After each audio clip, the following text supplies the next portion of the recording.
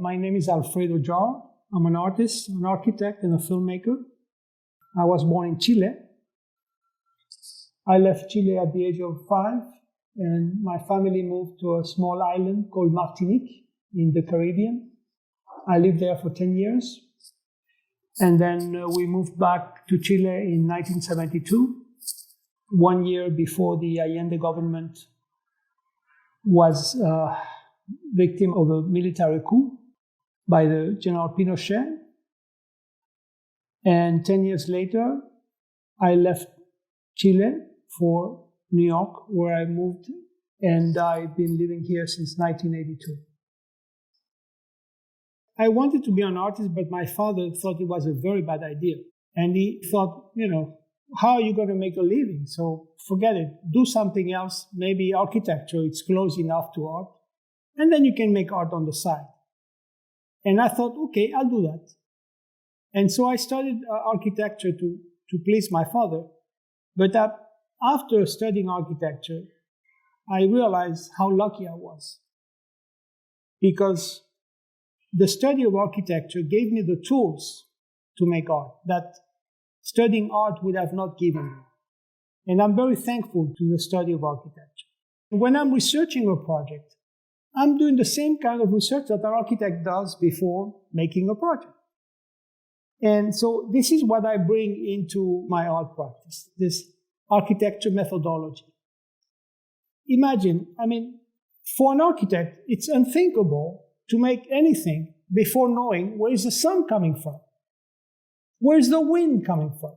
What's happening across the street? Who lives next door? Etc., etc.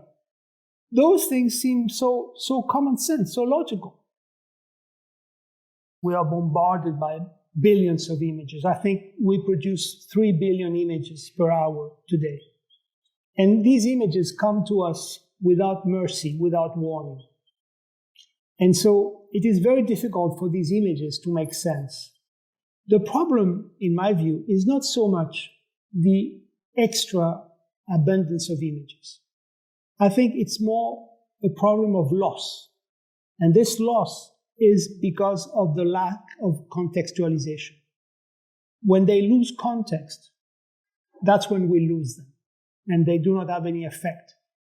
But when the image is protected by a framework and contextualized properly, it can live and it can have the effect intended by the photographer or the producer of that image.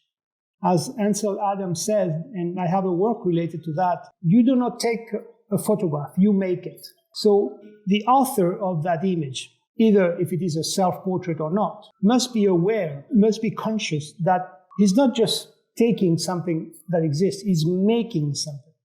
So there is an intention. And of course, some makers are more aware than others of that capacity of making instead of taking. And Douglass was perhaps the first that was truly aware that he was making an image. He was making an image, an anti-racist image. And that was extraordinary. It was just unbelievable.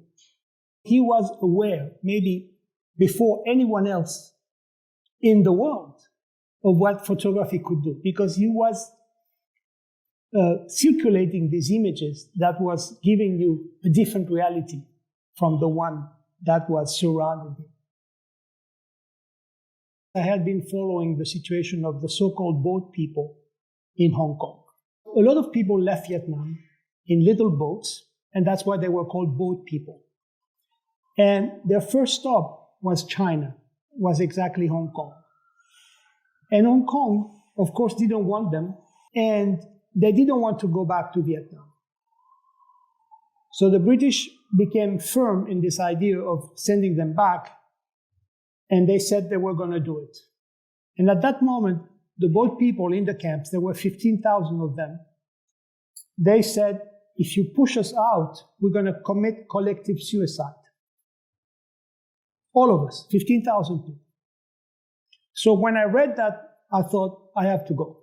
I have to go, I have to witness this. And so in one of my visits to a refugee camp, I visited a school of orphans. And that's when I discovered this little girl called Nguyen Titui. And so I approached her and I photographed her. I asked her if I could photograph her. She said yes. And I took 4 pictures. So then I decided to tell the story of Nguyen. And I thought a way to do that was to show the sequence of these portraits and to look for all the possible mathematical combination in sequences of these 4 portraits. And so when you have 4 images, you have 24 possible alternatives in order to sequence these 4, A, B, C, D, A, B, D, C, A, C, D, B, etc., etc.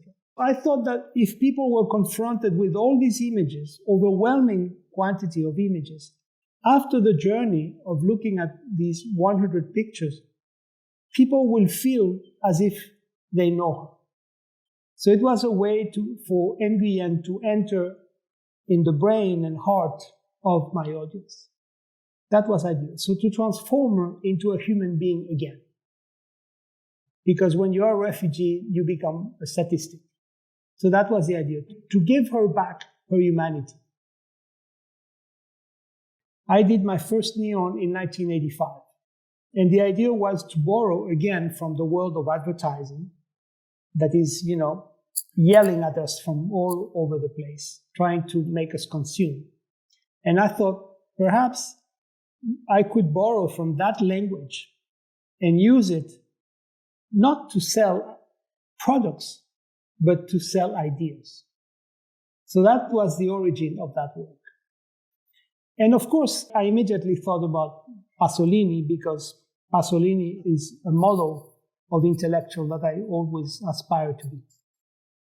Pasolini was not only a filmmaker, he was a poet, an extraordinary poet. He wrote one of the most extraordinary poems of the 20th century. It's called The Ceneri di Gramsci, The Ashes of Gramsci. He was also a critic, a writer. He was a polemicist. He was a journalist. So he was completely involved in the daily life, in the social life, in the cultural life, in the political life of Italy and Europe during his time. So this is the role of the intellectual as I see it, and that I would like to be. So I immediately started working with images and ideas of Pasolini and, of course, Gramsci and so many others. And the idea to have transform these statements into images and to make them circulate, like products circulate in our society. So in the case of Skogal, I discovered that there was no Constale, there was no space of art. And I also discovered that the entire city's economy was revolving around a paper mill, which was the largest paper mill in the world. I immediately thought, well, why don't we create a Constale? And we will ask the paper mill to pay for it. And they liked my idea, said, okay, we'll finance it. The entire city came because they were all curious to see what is a Constale, what is art in this town, etc. And then, of course, 24 hours later, I burned it down. Everyone knew I was going to burn it. The idea was to offer a glimpse of what contemporary art is. And once the community had seen it, to take it away.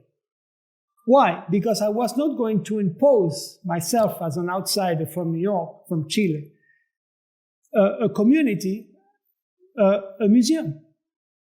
I just wanted to tell them, hey, how is it possible that you don't have one? The most spectacular was the burning and the disappearance of this institution, the more they would be feeling the pain of not having it. That was my idea. And so that's what we did. 7 years later, they invited me back, not as an artist, but as an architect, to design the permanent Constale. And so we started designing it, and unfortunately came the financial crisis in 2008, and we stopped the project.